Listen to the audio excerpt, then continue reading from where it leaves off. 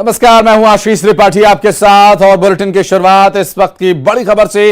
रायपुर से बड़ी जानकारी आ रही है। भारतीय जनता युवा मोर्चा आज हल्ला बोल करेगी। दरअसल पीएससी रिजल्ट्स को लेकर गड़बड़ी का आरोप लगाते हुए यह प्रदर्शन किया जा रहा है। आज बीजेपी युवा मोर्चा धरना प्रदर्शन करेगी। भारतीय जनता युवा मोर्चा सीएम आवास के घेराव के लिए तैयार है और सीएम आवास पर भी सुरक्षा के व्यापक इंतजाम किए गए हैं। बैरिकेड्स लगाए गए हैं वहां और प्रदर्शनकारियों को रोकने के लिए पक्की बैरिकेडिंग्स यहां पर की गई है। दरअसल सीएम हाउस और आसपास के क्षेत्र को पूरी तरह से छावनी में बदल दिया गया है। भारतीय जनता युवा मोर्चा कार्यकर्ताओं को रोकने के लिए बैरिकेड्स लगा दिए गए हैं। दरअसल बीजेवाईएम के राष्ट्रीय अध्यक्ष तेजस्वी सूर्या भी यहां पर पहुंचेंगे प्रदर्शन में शामिल होने के लिए।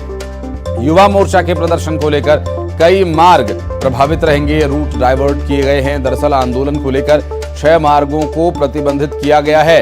रायपुर में 4 मार्गों को परिवर्तित किया गया है और 4 मार्गों पर पार्किंग की व्यवस्था की गई है और पूरी तरह से व्यवस्थाओं को चाक चौबंद रखना भी आवश्यक है, क्योंकि जिस तरह से प्रदर्शन की तैयारी है ऐसे में आम लोगों को आवाजाही में किसी भी तरह की समस्या न हो, ये ध्यान में रखते हुए प्रदर्शन को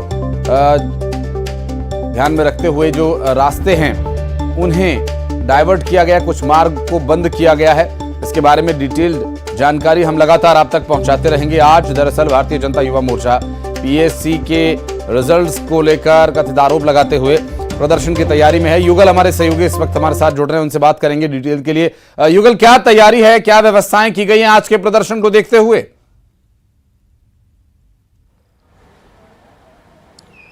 देखिए आशीष, बड़ा प्रदर्शन है भारतीय जनता युवा मोर्चा का और जिस तरह से पीएससी में कथित गड़बड़ी को लेकर के एक बड़ा प्रदर्शन किया जा रहा है। सीएम हाउस घेराव करने के लिए निकलेंगे।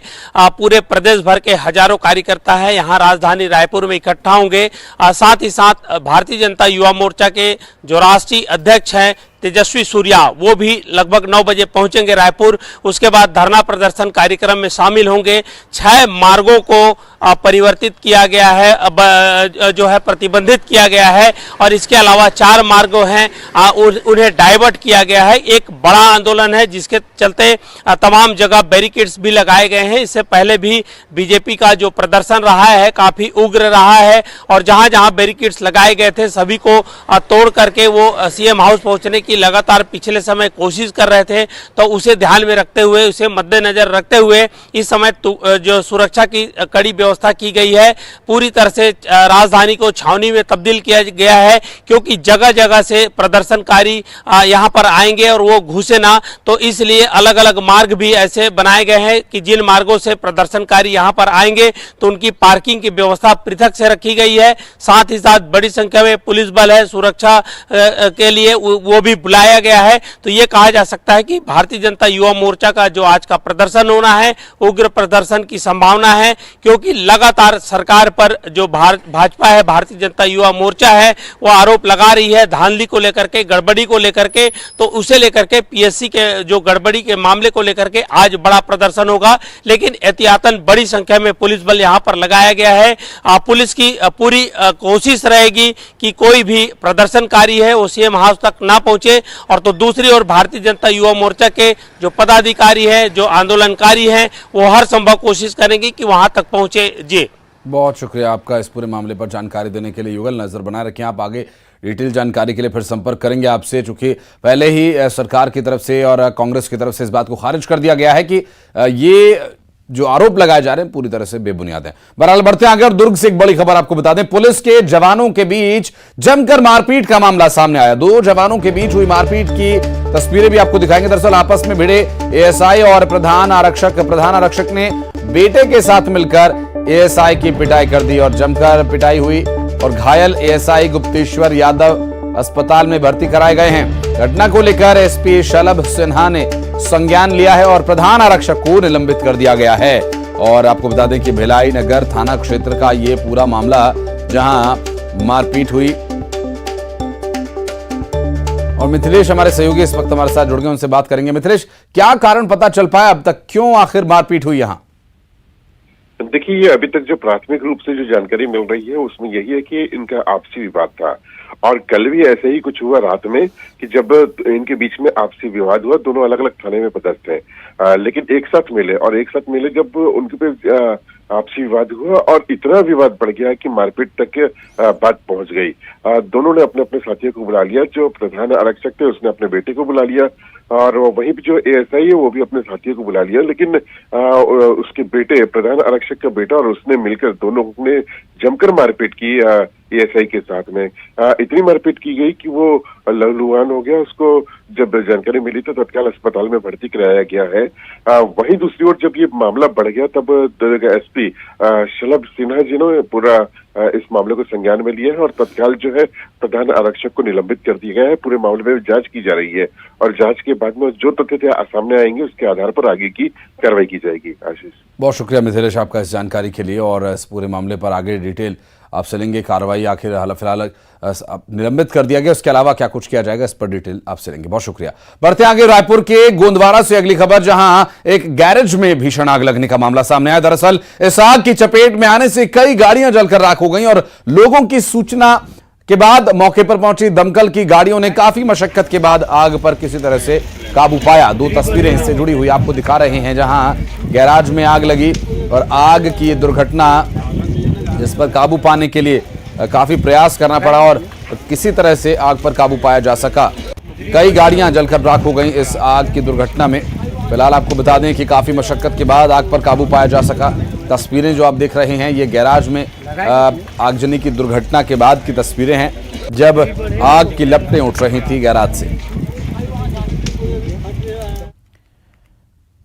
और सूरजपुर से एक बड़ी खबर, जंगल में आग लगने का मामला सामने आया, जहां पर आग से वन संपदा जलकर राख हो रही है। काफी नुकसान, प्राकृतिक नुकसान यहां हो रहा है और वन विभाग को इसकी सूचना दे दी गई है। दरअसल कुदरगढ़ वन परिक्षेत्र का यह पूरा मामला है, जहां पर आग बुझाने के लिए प्रयास जारी कर दिए गए हैं। और ये जो तस्वीर आप देख रहे हैं, जंगल में आग लगने के बाद धुआं चारों तरफ फैलता हुआ नजर आ रहा है और अमूल्य वन संपदा इस आग में जलकर राख हो रही है और बड़ा नुकसान वन संपदा का। और इसके संबंध में जानकारी दे दी गई है वन विभाग को और वन विभाग इस बारे में एक्शन ले रहा है। आग पर काबू पाने के लिए प्रयास किए जा रहे हैं वन विभाग की तरफ से। जंगल में लगी इस आग को बुझाने के लिए लगातार प्रयास किए जा रहे हैं और इस आगजनी की दुर्घटना से अमूल्य वन संपदा जलकर राख हो रही है। और इस दुर्घटना का कारण क्या रहा, हालांकि अभी तक ये स्पष्ट नहीं हो पाया, चूंकि काफी गर्मी भी इस वक्त प्रदेश में पड़ रही है। सूरजपुर में भी जो टेम्परेचर है वो काफी बढ़ा हुआ है। ऐसे में आगजनी की इस दुर्घटना से जो वन परिक्षेत्र का नुकसान है उसका आकलन लगा पाना बहुत ही मुश्किल है, चूंकि जिस तरह से अमूल्य वन संपदा है आग में जलकर राख हो रही है काफी नुकसान के बाद। और जगदलपुर से एक बड़ी खबर आपको बता दें, मालगाड़ी पटरी से उतर गई। दरअसल केके रेल लाइन पर मालगाड़ी के डिब्बे डिरेल हो गए। लौह अयस्क से लदी ये मालगाड़ी के 6 डिब्बे पटरी से उतर गए। आंध्र प्रदेश के बोडवारा स्टेशन के यार्ड की ये दुर्घटना है। दरअसल बेलाडीला से विशाखापट्टनम जा रही थी ये मालगाड़ी। केके रेल लाइन पर आवागमन अभी पूरी तरह से ठप है।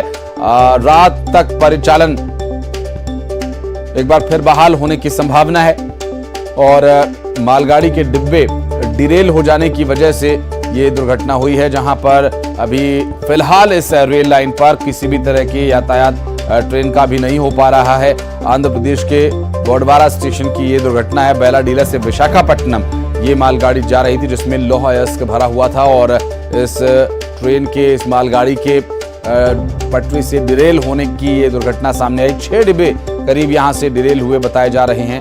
हालांकि क्या कारण रहा डिरेल होने का और इसमें जो आज समय लगेगा उसके बारे में डिटेल दी जा रही है। फिलहाल ये बताया जा रहा है कि आज रात तक इसे दुरुस्त कर बहाल कर दिया जाएगा। और श्रीनिवास नायडू हमारे सहयोगी इस वक्त हमारे साथ जुड़ गए, उनसे बात करेंगे। श्रीनिवास, क्या स्थिति है फिलहाल, कितना समय लगेगा? श्रीनिवास, आवाज मिल पा रही है? जानना चाहेंगे जो मालगाड़ी के डिब्बे पटरी से उतरे, क्या स्थिति है फिलहाल, इसमें कितना समय लगेगा इसे बहाल करने में? देखिए, कल विशाखापट्टनम के लाइन जो चलने वाली जो ये लाइन पर एक मालगाड़ी डीरेल हो गई। इसमें 6 डब्बे पटरी से उतर गए हैं। किरंदुल से जो विशाखापट्टनम जा रही थी लोअर इसके भर के, वो डिटेल हुई है। बताया जा रहा है कि इस घटना के बाद तत्काल ही कोरापुट से रिलीफ एक्सीडेंट ट्रेन को तत्काल ही मौके के लिए भेजा गया है और सुधार कार्य किया जा रहा है। फिलहाल आज जो ट्रेन है वो विशाखापट्टनम से केके लाइन में चलने वाली दोनों यात्री ट्रेनें, नाइट एक्सप्रेस और डे एक्सप्रेस, दोनों ट्रेनों का परिचालन नहीं होगा। आज दिन भर, कल दिन भर काम किया जाएगा, कल रात भर काम किया गया, आज दिन भर पूरा काम किया जाएगा, सुधार कार्य किया जाएगा। संभवतः आज काम पूरा होने के बाद रास्ता आवागमन का क्लियर किया जाएगा और कल परिचालन को पूरा किया जाएगा। बहुत शुक्रिया श्रीनिवास आपका इस पूरे मामले पर जानकारी के लिए। और बिलासपुर से बड़ी खबर, रेल यात्रियों की फिर बढ़ी परेशानी। 19, 21 और 24 जून को कई ट्रेन प्रभावित रहेंगी। ईस्ट कोस्ट रेलवे के संबलपुर मंडल में ट्रैफिक ब्लॉक रहेगा। बिलासपुर टिटलागढ़ बिलासपुर पैसेंजर स्पेशल रद्द होगी और साथ ही यहां जो 19, 21 और 24 जून को ट्रेन प्रभावित होंगी। स्वाभाविक है, यात्रियों को बहुत परेशानी होगी यहां पर और उनकी यात्रा का जो तय शेड्यूल है उससे उन्हें जूझना पड़ेगा, क्योंकि यहां एक बार फिर से रेल यात्रियों को परेशानी का सामना करना पड़ सकता है।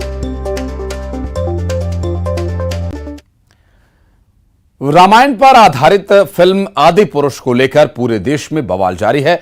फिल्म में तथ्यों को तोड़ मरोड़ कर पेश करने और रामायण के पात्रों का अपमान करने का आरोप लगाया जा रहा है।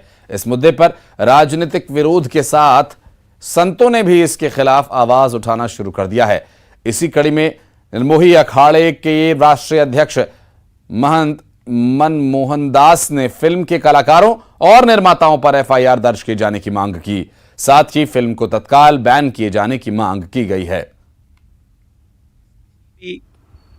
ने ये फिल्म बनाई है या जो भी इसके कलाकार हैं, उन सब के ऊपर एफआईआर दर्ज होनी चाहिए, क्योंकि हमारे राम के प्रति बढ़ा चढ़ा करके जो अगर दिखाता है तो निश्चित वो राष्ट्र विरोधी, राम विरोधी है और सनातन धर्म का विरोधी है। उसको भारत में न रहना चाहिए और रहता है तो उसको जेल में डाल देना चाहिए तत्काल, क्योंकि राम जी के चरित्र का आदर्श पूरे विश्व में है। मर्त्यावतारस्ते मर्त्य शिक्षण, मानवता राम से शिक्षा लेती है पूरे विश्व भर की।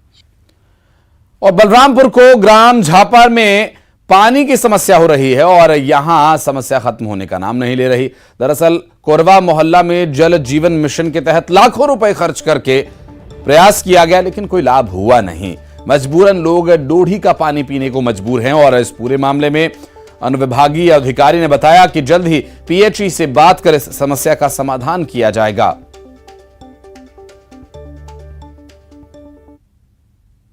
समस्या है,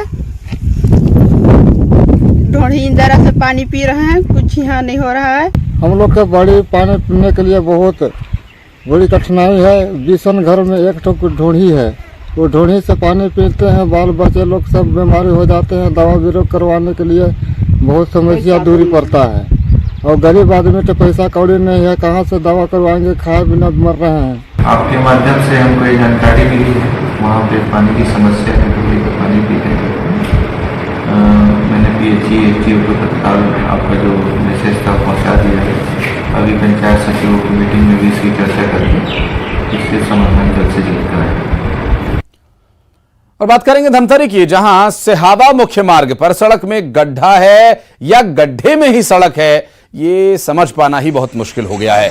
यहां गड्ढे इतने हैं कि यहां से निकलने वालों को काफी परेशानी का सामना करना पड़ता है और इन गड्ढों की वजह से यहां लोगों को आवागमन में बहुत दिक्कत हो रही है। 5-6 महीने हो गए हैं ये गड्ढे यहीं पर हैं और ये प्रतिनिधि इस पर कोई ध्यान नहीं दे रहे हैं। सड़क में ये गड्ढे होने से आने जाने वालों को जान जोखिम में डालकर इस पर सफर करना पड़ रहा है और यहाँ बाएं चल रहे हैं और बाएं चलने वाले दाएं चल रहे हैं। सड़कों में हमारे सभी यात्रियों का ये जो रोड है बहुत दुर्घटना जन्य रोड है और आए दिन क्या है दुर्घटना होते रहते हैं। ये रोड कहाँ से कहाँ जाती है? ये रोड नगरी रोड है मेन, और क्या बोलते हैं मुख्य मार्ग धमतरी से विधानसभा क्षेत्र वाला है और विशाखापट्टनम भी निकलता है। बहुत आए दिन मतलब बड़ी बड़ी गाड़ियाँ चलती रहती, 10 चक्का, 12 चक्का, 18 चक्का, ऐसा है। ये गड्ढा जो है कम से कम 5-6 महीना हो गया इसको हुए।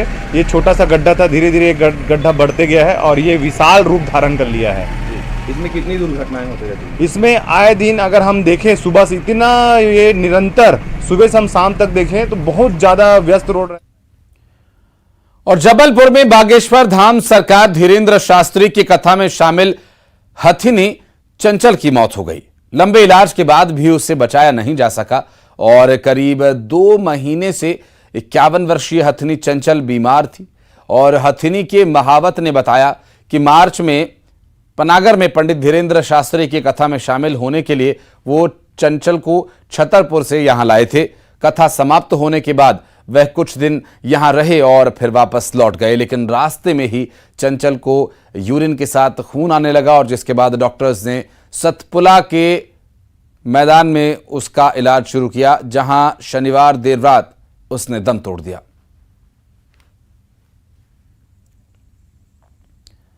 और आज से बस्तर का ऐतिहासिक गौचा महापर्व शुरू होने जा रहा है। भगवान जगन्नाथ अनसर काल से उठेंगे और भगवान का नेत्रोत्सव किया जाएगा। 20 जून को भगवान जगन्नाथ, बलभद्र और माता सुभद्रा नए रथ में सवार होंगे और पूरी की तर्ज पर बस्तर में गौचा महापर्व मनाया जाता है। 360 हरण्यक ब्राह्मण समाज के पदाधिकारियों ने मुख्यमंत्री भूपेश बघेल को निमंत्रण दिया है। 25 जून को मुख्यमंत्री जगदलपुर जा सकते हैं।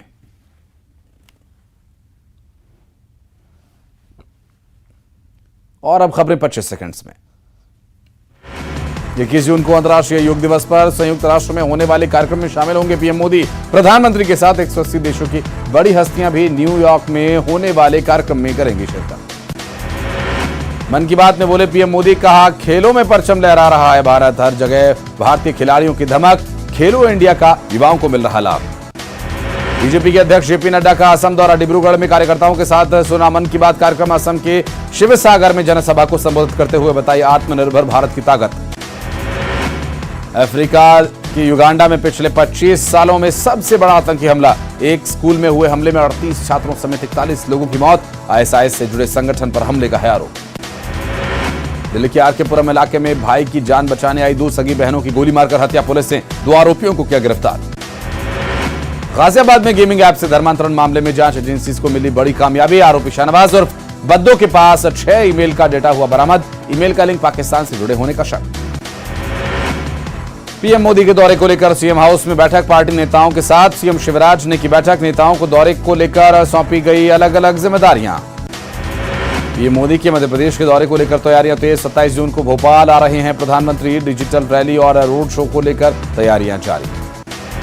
नारी सम्मान योजना फार्म में विकास, समोसा वायरल वीडियो पर भाजपा ने बोला हमला, कांग्रेस संविधान के नियमों का उड़ा रही है मजाक। रतलाम में हितग्राही सम्मेलन में शामिल हुए कैलाश विजयवर्गीय, कांग्रेस पर साधा निशाना, कहा यूपीए सरकार ने सेना को बनाया था कमजोर, मोदी सरकार ने सेना को बहुत मजबूत बनाया है। सतना में राजनीतिक घमासान तेज, मैहर विधायक नारायण त्रिपाठी ने सतना सांसद गणेश सिंह पर साधा निशाना, कहा मैहर किसी की जागीर नहीं है। सीहोर में अधिक मुआवजे के लिए फर्जीवाड़ा, किसान ने मुआवजे के चक्कर में किया फर्जीवाड़ा, सरकार को 4 करोड़ 87 लाख का चूना लगाने की कोशिश, एसडीएम की जांच में फर्जीवाड़े का खुलासा। बुरहानपुर में किसान खुदकुशी मामले ने पकड़ा तूल, कांग्रेस ने की परिवार को मुआवजा दिए जाने की मांग, फसल नष्ट करने पर किसान ने दे दी थी जान। मुरैना में सामने आया हॉरर किलिंग का मामला, युवती के परिजनों ने प्रेमी जोड़े की हत्या की का आरोप लगा, पिता ने कबूल किया अपना गुनाह। फिल्म आदि पुरुष के डायलॉग्स पर सियासी उबाल, सीएम भूपेश बघेल ने जताई आपत्ति, रमन सिंह ने कहा कुछ गलत है तो फैसला लिया जाना चाहिए। पीएससी रिजल्ट के विरोध को लेकर भारतीय जनता युवा मोर्चा करेगी प्रदर्शन, सीएम आवास के घेराव की तैयारी।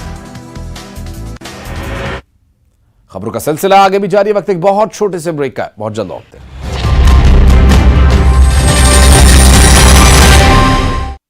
Headlines presented by